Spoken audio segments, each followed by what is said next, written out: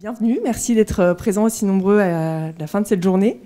Je me présente, je m'appelle Justine Fourneret, je suis UX Researcher, ou en bon français chercheuse en expérience utilisateur, et je travaille à l'agence InSign. Alors en 2 mots, pour vous expliquer ce qu'est la recherche utilisateur chez InSign, nous sommes une équipe au service de l'ensemble des projets et des expertises de l'agence, et on cherche finalement à nourrir ces projets d'une connaissance terrain des utilisateurs finaux auxquels les projets sont destinés. Donc pour ça, on va sur le terrain, on met en œuvre différentes méthodologies de recherche utilisateur assez classiques qui vont des études ethnographiques, donc aller observer les gens dans leur quotidien, dans leur environnement naturel. On met aussi en œuvre des études qualitatives avec par exemple des interviews individuelles, des animations de focus group. Mais on fait également des tests dans des conditions qu'on souhaite les plus réelles possibles. Et si je suis là aujourd'hui, c'est pour vous partager une démarche qu'on expérimente depuis maintenant 1 an et demi, qui est d'introduire le jeu finalement dans ces méthodes de recherche utilisateur. Et donc, je vais vous expliquer comment jouer avec nos utilisateurs nous a permis de mieux les comprendre. Alors, comment tout a commencé? Le point de départ a eu lieu en réalité sur le quai d'une gare. Et en l'occurrence, la gare de Paris-Montparnasse. Nous sommes là le 13 juillet 2017. La gare est bondée de voyageurs pressés, puisqu'nous sommes un jour de grand départ en vacances. Et les gens n'ont qu'une idée en tête, prendre leur train, faire en sorte que ce train ne parte pas sans eux. Comme vous pouvez le voir, le contexte est particulièrement stressant. Sauf que nous, on a un autre objectif en tête. Pourquoi on est dans cette gare ce jour-là? C'est parce que nous venons de terminer une semaine de design sprint avec nos clients, le département innovation de Gares & Connexions, qui est une entité de la SNCF. Et cette semaine de design sprint a abouti à l'identification de services innovants qu'on aimerait ce jour-là tester auprès de voyageurs en gare dans leur contexte réel. Sauf que, comme vous avez pu le constater, le défi est de taille, puisque réussir à arrêter des gens qui n'ont qu'une idée en tête, c'est de ne pas louper leur train, c'était particulièrement ardu. C'est là qu'on s'est dit, il va falloir qu'on soit malin dans notre manière d'approcher ces tests, et non seulement parce qu'il faut recruter des utilisateurs, mais il faut aussi qu'ils nous répondent sincèrement, qu'ils nous donnent des réponses qui ont de la valeur pour nous derrière, qu'on va pouvoir utiliser dans notre processus de design. Et c'est là qu'est venue l'idée du jeu. On a finalement créé des jeux, des supports de jeux, pour chacune des solutions qu'on voulait tester, qui nous ont permis d'aller à la rencontre de ces fameux voyageurs très pressés, avec des populations particulièrement difficiles à cibler et avec lesquelles prendre contact, que sont notamment les pros. On sait qu'ils n'ont pas du tout de temps à perdre en gare. On voulait aussi tester des moments un peu critiques du parcours, notamment le moment juste avant de monter dans le train, donc sur le quai. Et pour tout vous dire, on a été particulièrement bluffés du résultat de cette démarche. Premièrement, d'un point de vue quantitatif, puisqu'on a essuyé très peu de refus sur la journée. On a eu un taux de participation avoisinant les 96%, versus sur les tests qu'on avait fait juste peu de temps avant sur d'autres projets avec un dispositif plus classique type questionnaire, où là, on avoisinait plutôt 60% de participants sur le nombre de personnes interrogées à la base. Ce qui fait qu'on est arrivé à un panel de près de 79 personnes en une journée, alors qu'on était seulement 3 binômes à aller à leur rencontre. Et puis, d'un point de vue timing aussi, on a eu 2 cas intéressants, si on tire un peu des extrêmes. D'un côté, des gens qui nous donnaient des réponses très pertinentes en seulement 3 minutes, donc en très peu de temps. Et à l'inverse, des personnes qui sont restées impliquées à vouloir échanger avec nous sur des temps plutôt longs, 15-20 minutes, alors qu'ils étaient dans un contexte d'attente. C'était particulièrement remarquable. Et puis au-delà des bénéfices quantitatifs, enfin des résultats quantitatifs, on a surtout pu repérer des bénéfices qualitatifs vraiment intéressants. Le premier qu'on a remarqué, c'est le fait que le jeu a désinhibé nos utilisateurs. En fait, on s'est vite rendu compte qu'en leur proposant de jouer, on créait un cadre assez familier et des codes assez familiers. Et ils sont livrés assez spontanément à la pratique, à l'exercice. Et puis, deuxième point important, qui va de pair avec ce que je viens de dire, c'est l'engagement de ces utilisateurs. Quand on leur a demandé de jouer, ils ont eu envie et surtout ils pouvaient être autonomes. À partir du moment où on leur expliquait les règles, c'était eux qui s'emparaient du dispositif et ils pouvaient être actifs surtout. Ils n'étaient pas là à répondre passivement à nos questions, mais vraiment ils pouvaient s'approprier ce qu'on leur demandait. On a même eu des gens qui venaient nous voir parce qu'ils voulaient participer, ils voyaient qu'il se passait quelque chose et ils avaient envie de participer. Et puis enfin, dernier avantage, et pas des moindres, c'est ce que j'ai appelé le parler vrai. En fait, on s'est rendu compte que autour du jeu, les gens nous racontaient vraiment facilement l'expérience qu'ils vivaient en gare, de manière assez sincère, assez authentique, et ils exprimaient leur vécu, quoi, avec tout ce qu'il y a de galère ou de positif dans ce qu'ils vivaient dans la gare. En tout cas, on a pu aller très vite à l'essentiel sur ce qui nous intéressait. Donc, une première expérience positive et concluante, et même prometteuse. On s'est rendu compte finalement que ce qui était à la base une contrainte, comment capter des gens dans une gare, pouvait en fait se révéler être une opportunité pour plein d'autres projets de recherche. Et on a fini par se dire que le jeu était finalement un vecteur puissant de connaissances utilisateurs, qu'on pouvait appliquer à d'autres projets, et c'est de là que tout est parti. Alors, pourquoi le jeu est un vecteur puissant de connaissances utilisateurs? Je vous propose de revenir 2 minutes sur notre objectif. Quand on est designer, quand on est chercheur, on cherche. Qu'est-ce qu'on cherche à faire? On cherche à comprendre. Comprendre les utilisateurs, comprendre comment ils vivent, comment ils pensent, quels sont leurs modèles mentaux, comme l'expliquait ce matin Jean-Christophe Paris. Comprendre quelle est leur carte du monde, entre guillemets. Je vous propose de revenir 2 minutes sur l'étymologie du verbe comprendre. Donc comprendre, ça vient du latin comprehendere, qui est un dérivé du verbe prehendere, qui veut dire saisir, et c'est associé au préfixe cum, qui veut dire avec. Et je ne sais pas vous, mais moi, ce qui m'interpelle quand je vois cette étymologie, c'est ce préfixe avec, qui sous-tend une notion d'engagement et de participation. En fait, comprendre, ça veut dire saisir avec. Et si on n'inclut pas le sujet, si on ne le fait pas participer, le sujet qu'on veut étudier, on ne le comprend pas, on passe à côté. Et ça, c'est vachement intéressant. Parce que finalement, dans le fait de comprendre, il y a 2 dimensions. Il y a cette dimension cognitive, le fait de pouvoir se représenter, reconnaître les états mentaux d'autrui, les modèles mentaux d'autrui, pouvoir se les figurer, les appréhender. Mais au-delà de se les représenter, il y a aussi le fait de les ressentir. Et c'est là qu'il y a une 2e dimension, qui est la dimension affective, qui permet d'avoir une compréhension beaucoup plus fine. C'est là qu'on va rentrer réellement dans l'empathie, dans la connaissance plus réelle du vécu. Et pour réussir à atteindre ces 2 dimensions de la compréhension des utilisateurs, ou des humains, comment on fait?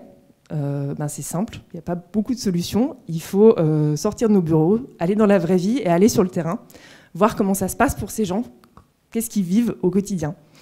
Et donc aller à leur rencontre et remettre l'interaction humaine au cœur de l'UX, aller parler avec eux, interagir avec eux. C'est seulement comme ça qu'on comprendra comment ils perçoivent les choses et comment ils mettent du sens à ce qu'ils font et à ce qu'ils vivent.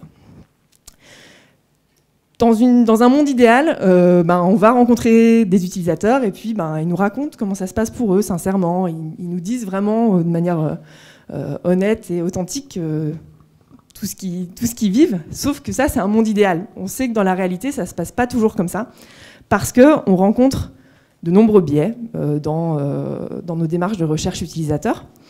Je ne vais pas tous les énumérer, mais un des plus forts, c'est la désirabilité sociale, le fait de vouloir répondre, donner satisfaction plutôt que répondre sincèrement à ce qu'on pense. Donc, se dire, être un peu intimidé par le cadre et se dire je vais faire au plus vite et je vais essayer de dire ce que les autres aimeraient entendre. Il y a un autre effet qui est le biais de cadrage, qui est la manière dont on va proposer, on va donner poser la question ou un problème à l'utilisateur, va vachement influencer sa manière de répondre. Puis un autre biais que je trouve intéressant qui, là, est plutôt tourné chercheur, c'est le biais de similarité. c'est que soit en tant que chercheur, on va s'identifier à une personne qui est proche de nous, dans laquelle on va se reconnaître, et où finalement on ne va plus écouter réellement ce qu'elle dit, puisque on va l'associer à ses propres idées, sa propre conception du monde. Et c'est là que le jeu entre en scène, pour nous. Alors, qu'est-ce que le jeu ? Le jeu, c'est d'abord un jouet. Il y a une dimension matérielle au jeu. On va avoir un objet avec lequel on va interagir. Et cette interaction va donner lieu à une action, une mécanique. Il y a une logique dans le jeu. C'est comment j'interagis avec cet objet ou avec le dispositif. Et puis enfin, il y a une troisième dimension qui est une attitude, qui est le fait de simuler. Qu'est-ce qui se passe quand on joue ? On fait semblant, on fait comme si. Et ces trois dimensions réunies sont intéressantes pour la recherche utilisateur. Alors pourquoi ? Oui, je dis souvent pourquoi, c'est un peu un des biais de mon métier, mais vous m'en excuserez. Un des premiers intérêts qu'on identifie, c'est que qu'est-ce qui se passe quand on joue ? Le jeu crée immédiatement une dimension assez informelle et provoque ce qu'on appelle le small talk. Je ne sais pas si c'est une notion avec laquelle vous êtes familière. En tout cas, on en pratique tous du small talk, on en fait tous les jours. C'est quand on parle à la pause café de la pluie et du beau temps avec nos collègues. Et c'est des discussions qui sont souvent anodines en apparence, mais qui ne le sont pas tant que ça en réalité. Pourquoi ? Parce que, en fait, le small talk, c'est pas si inutile que ça. Ça sert avant tout à créer du lien et à créer un lien positif. Donc, la vertu du small talk, c'est une dimension sociale. On crée une interaction humaine. Et là où c'est intéressant en recherche utilisateur, c'est qu'on sort finalement d'une façon assez littérale de poser des questions aux gens, où si on va me demander combien je touche comme salaire, je ne répondrai jamais. Alors que si, au fil d'une discussion, on en arrive à en parler, peut-être que là, j'en parlerai un peu plus. Et donc, l'intérêt du jeu, c'est que ça crée un prétexte pour parler autour. Ça crée cette discussion sociale qui permet de discuter et de vraiment capter ce que vivent les gens à leur manière et non pas en biaisant par des questions que moi, j'orienterais dès le début.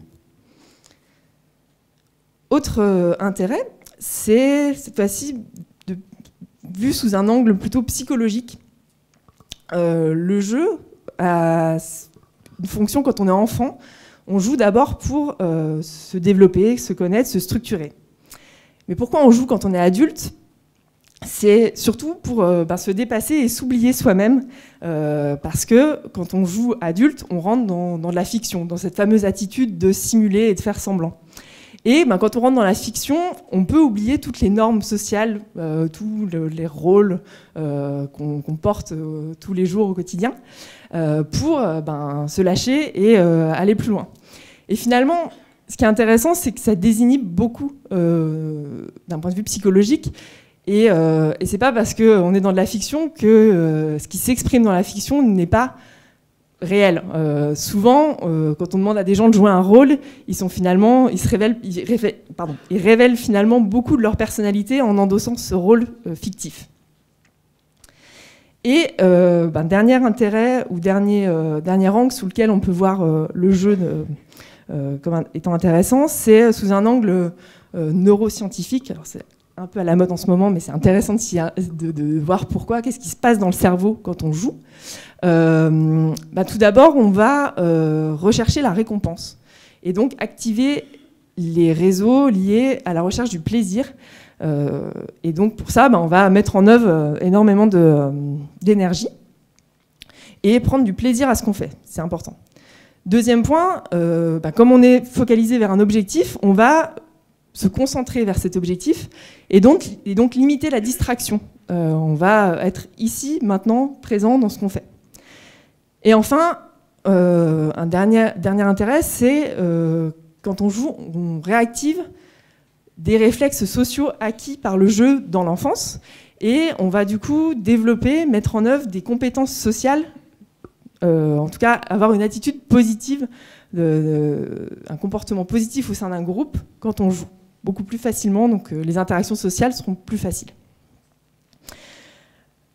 Voilà un petit peu le tableau de pourquoi nous, on trouve ça intéressant.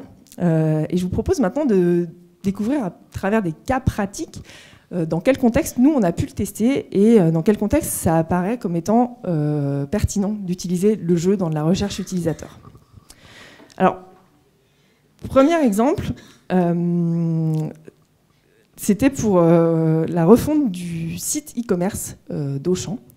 On a voulu mener une phase de recherche sur les parcours d'achat pour comprendre comment optimiser un parcours d'achat e-commerce. Et on a créé ce petit jeu qui s'appelle les courses de l'enfer, où on avait créé donc un plateau, des cartes, chaque carte représentait une étape d'un parcours classique d'achat. Et on a demandé aux gens de placer les cartes dans l'ordre de leur choix, en imaginant qu'ils sont en enfer. Donc vraiment se dire qu'est-ce que c'est que l'horreur des courses pour vous aujourd'hui. Et racontez-nous des anecdotes autour de ces choix que vous faites. Qu'est-ce qui se passe en enfer quand vous faites vos courses? Une fois qu'on a cette vision catastrophique, on leur a donné après, dans un second temps, une baguette magique, une vraie baguette magique. Et on leur a demandé de choisir un des moments du parcours qu'ils voulaient solutionner et proposer cette fois-ci une vision idéale de ce moment, comment ça se passerait.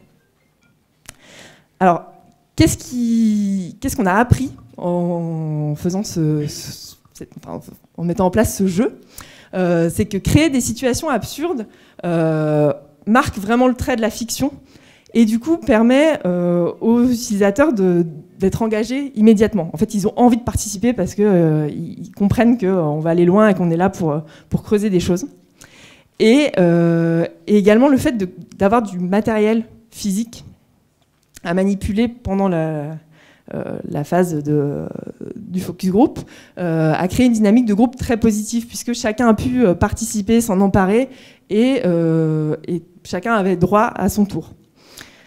Ce que ça a apporté au projet, cette phase de recherche, c'est qu'on a pu dépasser une vision très linéaire d'un parcours d'achat, qui est souvent assez classique sur tous les sites e-commerce, pour penser plutôt des parcours de manière modulaire, avoir différents modules et pouvoir construire finalement son parcours d'achat de différentes manières.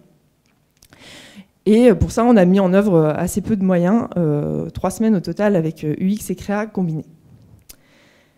Deuxième exemple, là on était dans le cadre d'une mission de marque employeur pour une banque traditionnelle, c'est pas un acteur digital.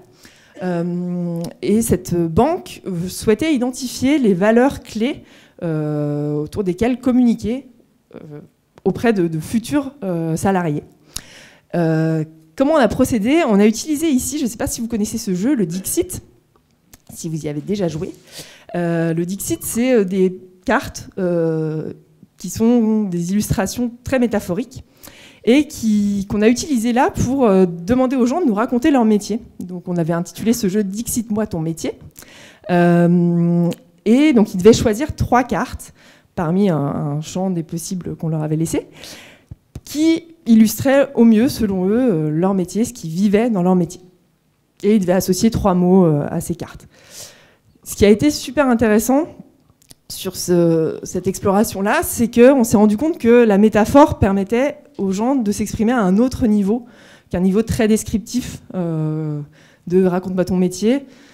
Au lieu d'être dans des actions, de ce qu'ils font au quotidien, ils exprimaient plutôt comment ils vivent leur métier, qu'est-ce qui est difficile pour eux dans ce métier-là, de quoi ils sont fiers, qu'est-ce qui leur donne envie, qu'est-ce qui les motive le matin. Et du coup, on est passé plutôt au niveau du ressenti, plutôt que d'une description assez banale de leur quotidien. Et du coup, ce que ça a apporté au projet, ça nous a permis de faire un vrai pas de côté dans la prise de parole de cette marque employeur, qui a pu construire des messages plus audibles, puisque plus proches de ce qui touchait réellement les cibles. Troisième exemple, c'était cette fois-ci pour Acadomia. Acadomia est venu taper à notre porte parce qu'ils voulaient réfléchir à leur positionnement de marque et notamment réfléchir à ce qu'est aujourd'hui la relation parent-enfant dans vue de la réussite scolaire. On on a fait à nouveau des focus group avec des parents de jeunes, d'adolescents. Et là, on a créé un jeu qui s'appelle Les Chapeaux de la Réussite, qui est en fait c'est un jeu qui s'appelle Les Chapeaux de Bono, où en fait les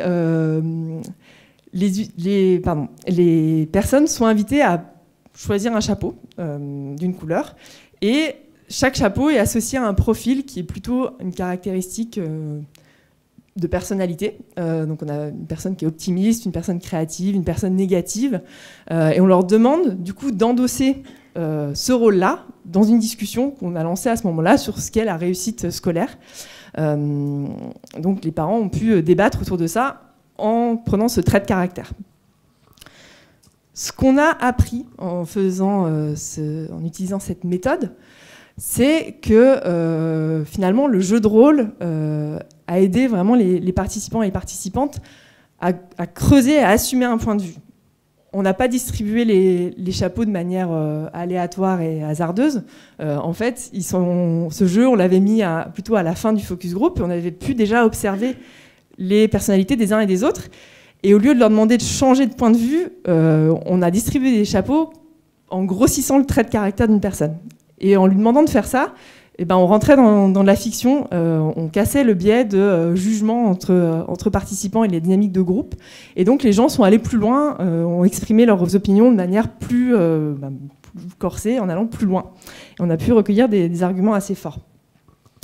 Ce que ça a apporté du coup au projet, c'est d'identifier des motivations profondes des parents sur lesquelles on a pu reconstruire et vraiment redéfinir l'offre d'Academia, en élargissant leur vision de ce que c'est que la réussite scolaire aujourd'hui.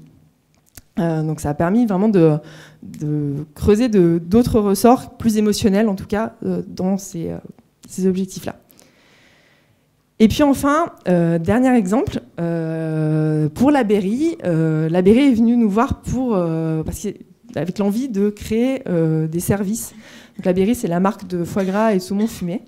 Et leur objectif est de créer des services autour uniquement des produits.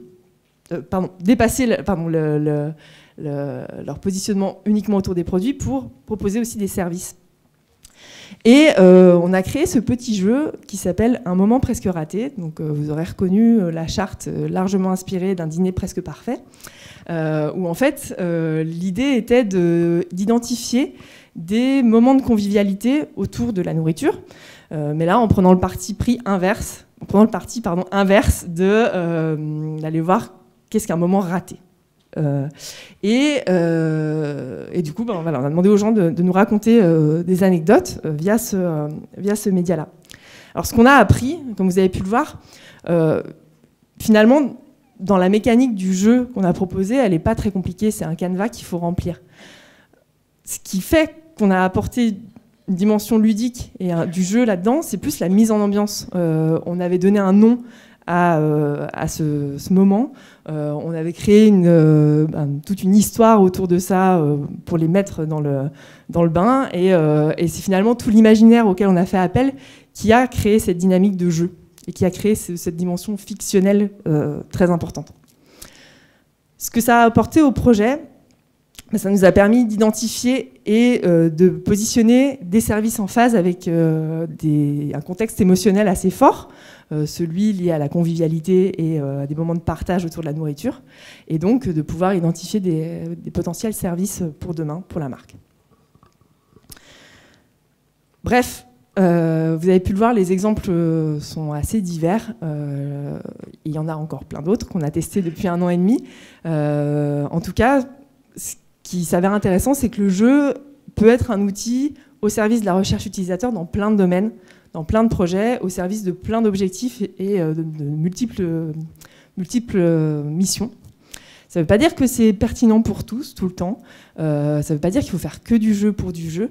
Il faut savoir l'utiliser au bon moment. En tout cas, nous, ce qu'on constate, c'est que quand on l'utilise, ça apporte toujours une dimension supplémentaire et on l'utilise à des moments précis de nos chantiers de recherche utilisateur.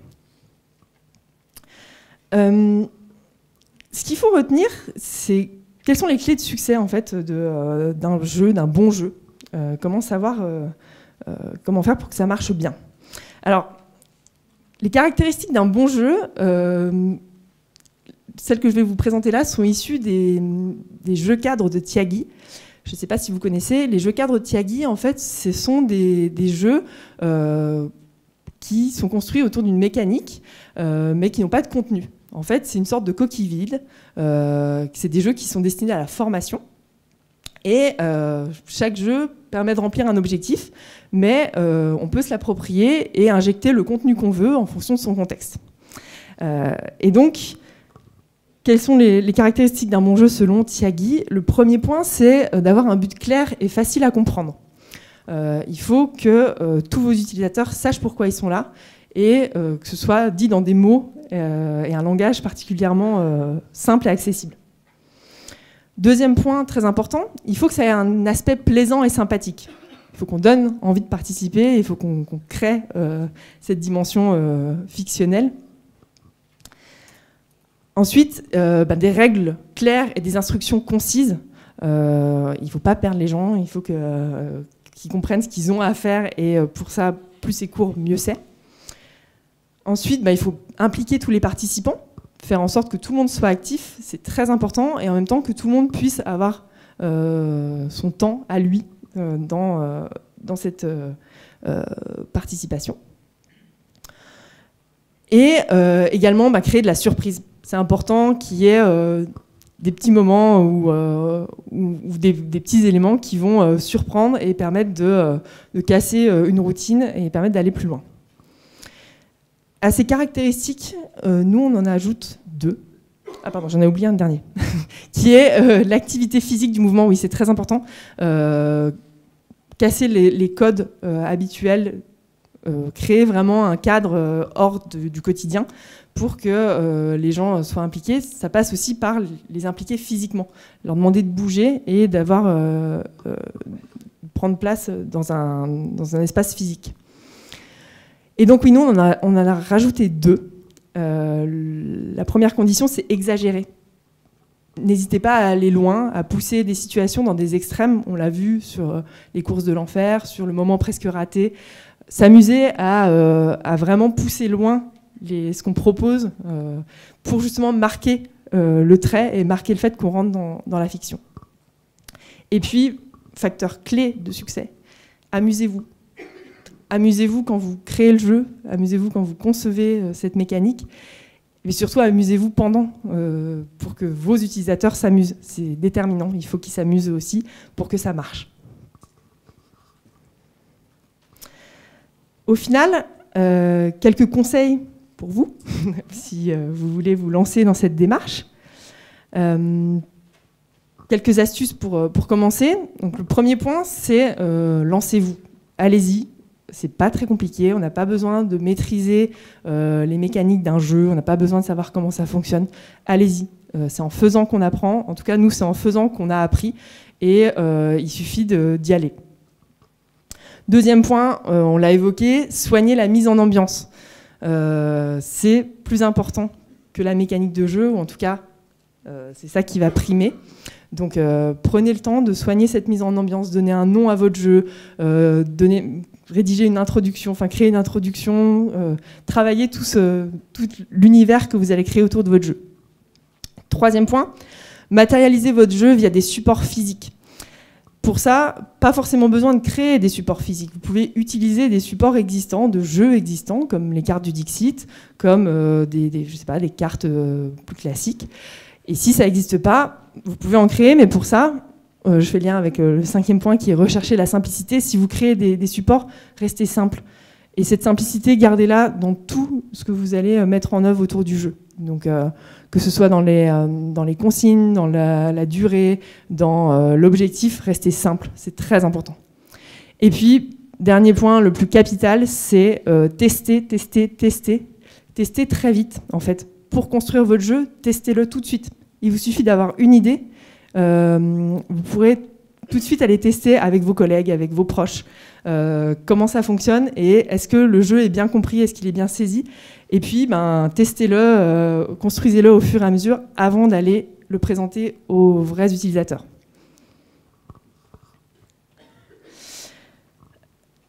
Jouer également, c'est bien évidemment la meilleure façon d'être inspiré.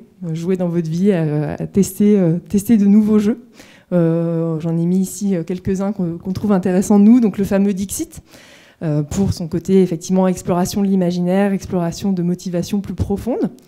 Il était une fois, c'est un jeu de storytelling où il faut raconter une histoire en plusieurs bouts. Tu te mets combien? C'est un jeu de type quiz où il faut répondre à différentes questions, choisir son niveau. Le jeu de la vie, celui-là, il est intéressant parce qu'on introduit une dimension de hasard avec cette roue qu'on peut tourner et qui nous oblige à faire des choix en fonction d'un contexte hasardeux. Et puis un dernier, c'est esquisser. C'est une sorte de mix entre le téléphone arabe et le Pictionary, où en fait on passe du dessin aux mots. Et c'est très intéressant, notamment pour décomplexer les gens sur le fait qu'ils ne savent pas dessiner, notamment dans les ateliers de sketching. Ce genre de choses peut être intéressante. Et puis, pour conclure, je dirais qu'il faut de l'audace pour se lancer dans ce genre de démarche, et il faut en avoir continuellement pour ne pas se reposer sur ses lauriers. En tout cas, nous, on est déjà super contents de tout l'apport que nous amène cette dimension ludique dans notre manière de faire notre métier. Mais il nous reste encore énormément de choses à explorer, et c'est ça le vrai intérêt du jeu, c'est que ça ouvre un champ des possibles assez vaste. Et pourquoi pas, demain, nous, on aimerait tester justement d'introduire plus de hasard dans les jeux qu'on va créer avec les utilisateurs. Pourquoi pas aussi de la compétition. On a commencé un petit peu à le tester, c'est intéressant dans des dynamiques de groupe, de créer de la compétition entre les gens. Et puis pourquoi pas explorer aussi, je sais pas, via de la réalité virtuelle, des sensations physiques. On peut aller assez loin, en fait, il y a plein de choses à explorer, et nous, on a envie d'aller encore plus loin. Donc voilà, j'espère que ça vous donnera envie à vous, en tout cas, de vous lancer. Ça en vaut la peine, et surtout, amusez-vous à le faire. Pour conclure, j'aimerais vous remercier tous de m'avoir écouté aussi attentivement. N'hésitez pas si vous avez des questions. Et j'aimerais également remercier l'équipe, mes collègues, qui ont participé à créer toutes ces démarches et qui ont aussi activement participé à préparer cette conférence. On est présents tous les trois sur le Blend, donc n'hésitez pas à venir nous parler.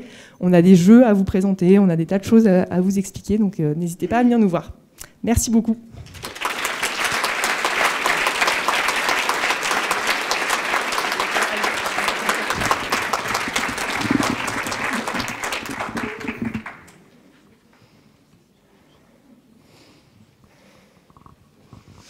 Bonjour, merci, c'était top. Et j'ai une question sur la constitution du panel, parce que là on parle d'une forme, mais justement, quelles sont les incidences de cette forme-là sur le panel? Est-ce qu'il faut plus de testeurs, moins de testeurs? Est-ce que les insights sont plus quali, plus quanti?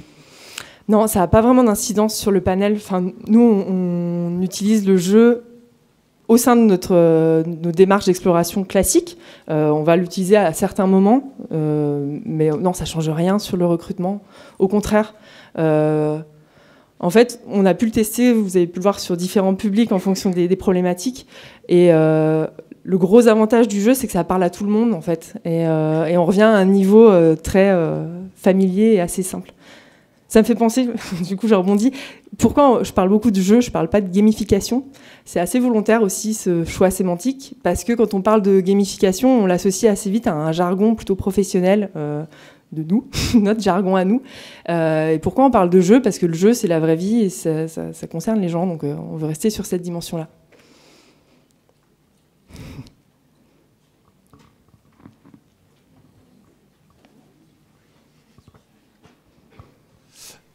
J'ai une question concernant les biais. Tu parlais au début des biais que vous essayez de contourner via le jeu.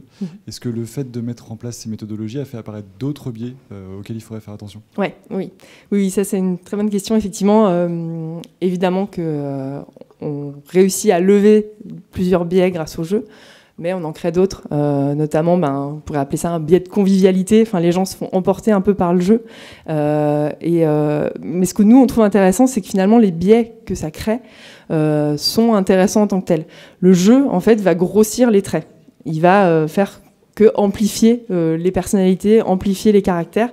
Et en ça, en fait, nous, comment on le prend en compte, c'est notre boulot en fait d'analyser et de prendre en compte la matière brute que vont nous livrer les gens dans les phases d'exploration de jeu. Évidemment, il faudra un petit peu essayer d'alterner ou de lire entre les lignes ce qu'ils nous disent et pas prendre littéralement ce qu'ils vont nous raconter, analyser ça derrière. Donc oui, il y a ce biais-là qui est important. Après, il y en a d'autres effectivement qui peuvent être comment gérer les personnalités, mais ça c'est plus du type d'animation, des questions plus classiques. Est-ce qu'il y a d'autres questions ?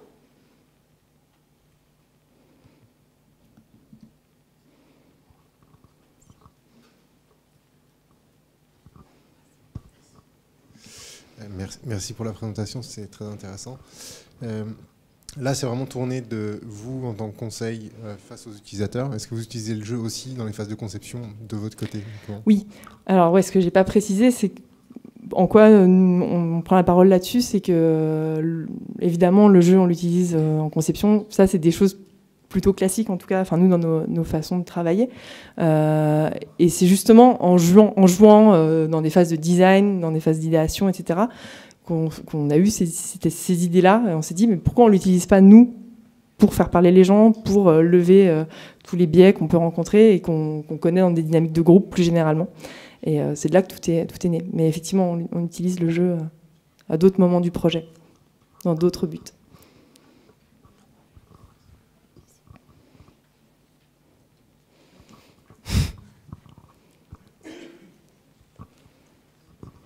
Merci, c'était super pour le retour d'expérience sur le côté voyageur pressé.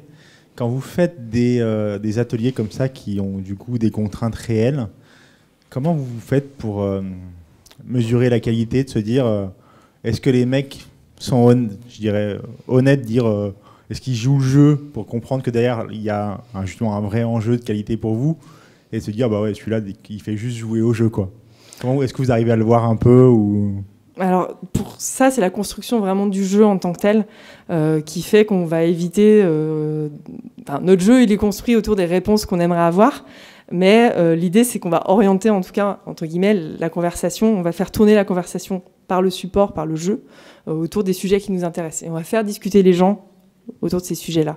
Donc oui, on aura de la matière, mais on ne va pas leur présenter le jeu en leur disant « il faut que tu répondes à telle et telle question ou tel et tel objectif ». En fait, la mécanique du jeu en elle-même permet qu'on obtienne une réponse qualitative. Dans le cas, par exemple, de la SNCF, pour être concret, c'est un support qui est là. Pour la cible pro, je vais vous montrer.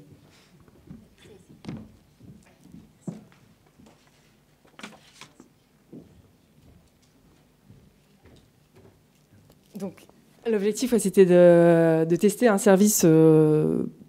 créer des services pour les professionnels en gare, là où beaucoup de services pour les pros, les voyageurs pros sont liés au voyage. Et en fait, ce qu'on avait créé, c'est une petite mallette qui était super facile à transporter dans l'univers de la gare, pour le coup. Et en fait, cette mallette liste différents services pour les voyageurs, pour les pros. Et en fait, on allait vers eux, on leur demandait... on ouvrait la mallette magique et on leur donnait une somme à investir en fait sur les services qui leur paraissaient les plus intéressants, sur lesquels ils seraient prêts à investir en tout cas. Et une fois qu'ils avaient fait cette action-là, on les faisait parler autour de ça. On leur demandait ah bon pourquoi, qu'est-ce qui se passe, parce qu'aujourd'hui c'est compliqué pour vous ce point-là, ou ça n'existe pas, comment vous vivez ça. Donc en faisant ça, on arrivait effectivement à avoir des tas de réponses et ce jeu créait finalement le prétexte à la discussion. Et en tout cas, la mécanique de base a permis de les engager et de leur donner envie de participer. Et c'était assez bluffant parce que les pros, on a eu super peur. On s'est dit, on n'arrivera jamais à leur parler.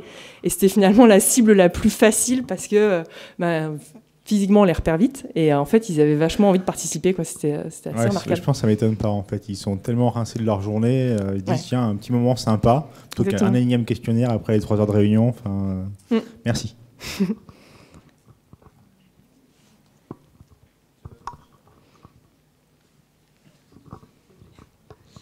Merci pour la présentation. Je me posais juste la question, comment vous êtes présenté aux personnes dans la gare ? Est-ce que vous êtes présenté en tant que professionnel ? Parce qu'on a tendance, pour avoir vécu un peu à Paris, à Lyon, dans des endroits autour des gares, il y a souvent des personnes qui veulent nous poser des questions pour telle ou telle association. Et par rapport à ces questionnaires-là, souvent, les personnes n'ont pas envie de répondre en fait, et du coup elles passent leur chemin. Comment vous êtes présenté pour éviter d'avoir cette barrière-là en fait? Ouais, bah justement, on parlait pas de questionnaire, on allait les voir. Moi, je me présentais comme faisant partie de la SNCF, avec des services à leur proposer, et très vite, je leur montrais le jeu en fait. Et on leur n'aviez pas l'uniforme, rien. Non, on avait pas d'élément distinctif. On avait un petit. Pardon. Oui, on avait un petit badge, un petit truc, mais non, justement, on venait pas avec tout l'attirail classique qui faisait que les gens avaient moins peur, et on engageait un peu la conversation de manière toujours un peu anodine, en disant bonjour, vous voyagez aujourd'hui, vous prenez le train à quelle heure, pour s'assurer qu'on n'allait pas les perturber dans leur voyage. Et une fois que c'était bon, on savait qu'on avait un quart d'heure devant nous, et hop, on lançait, on ouvrait, on leur donnait les billets. Et ce qui était assez marrant, c'est qu'il y a eu une personne, il y en a eu quelques-unes, mais il y en a une en particulier qui m'a dit je peux garder les billets, il voulait repartir avec. En fait, il avait vécu un super moment. Donc c'était assez intéressant de voir ça. Effectivement. Est-ce qu'au moment de les aborder, vous avez quand même expliqué le but de jeu? Non, pas du tout. Non. D'accord. Non, je leur expliquais, je leur disais, écoutez, on a un petit jeu, on aimerait avoir votre avis. Voilà, il y a une liste de services, je vous donne de l'argent sur lesquels vous voulez parier, allez-y. Quelque chose d'assez simple, à nouveau. Viser la simplicité.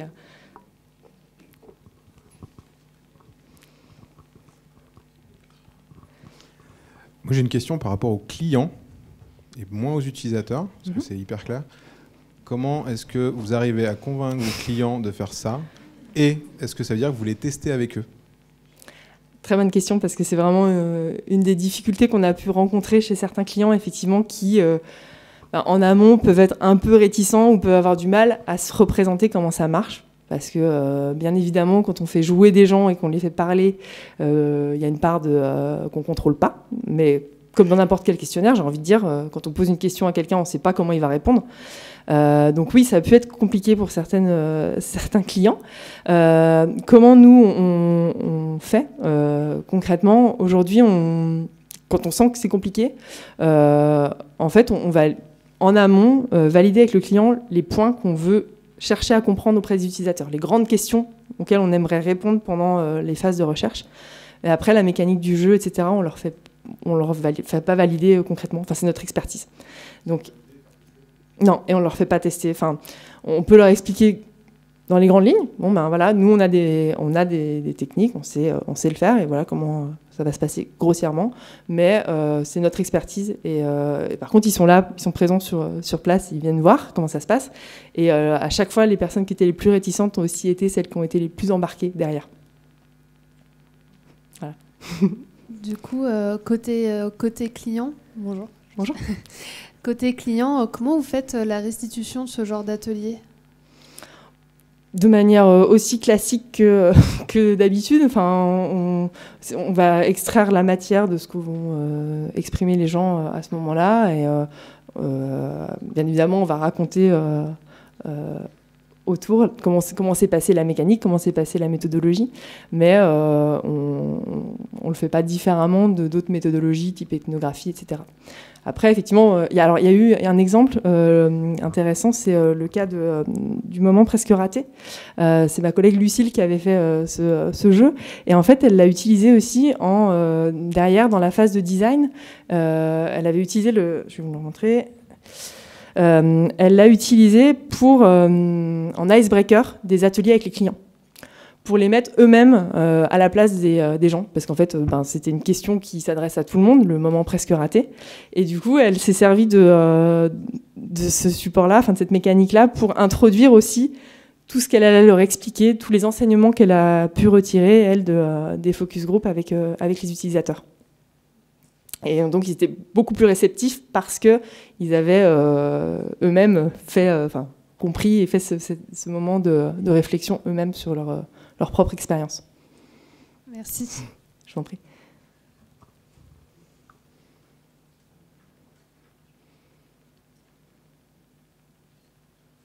Une dernière question, non? Bon, écoutez, merci beaucoup. Et à nouveau, n'hésitez pas à... Ah, pardon. Oui? Justement, par rapport à ce cas-là, Je vois pas comment vous, en faisant raconter un moment raté, comment vous arrivez à extraire de la matière pour la Berry qui doit au contraire raconter l'inverse. Alors ça, c'était un moment vraiment du focus group. C'était le début, en fait. Ça a été, on pose les jalons du pire, des moments ratés, pour comprendre justement derrière ce qu'est un moment réussi, un peu en opposition de, donc les facteurs clés de succès d'un moment de convivialité, qu'est-ce qui s'est passé là, qu'est-ce qui a fait que ça n'a pas marché, et à l'inverse, qu'est-ce qui ferait que ça marcherait. Et de là, il y a eu toute une discussion après autour. C'était pas juste ça.